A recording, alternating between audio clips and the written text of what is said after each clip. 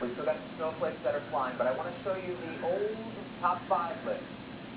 And I have to say the old list because we have a new storm in the top 5 here. Take a look at that second spot from 2006 there, 21.9. Let's show you the brand new tally here.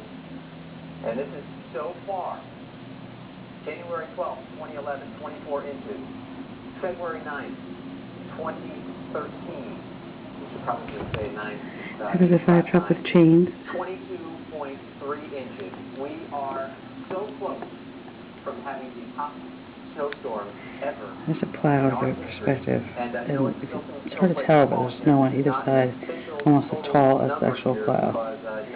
And this is one snowstorm. Now here's a snowmobile down. And we're going to come live with the plow. Shoot, we can't get it.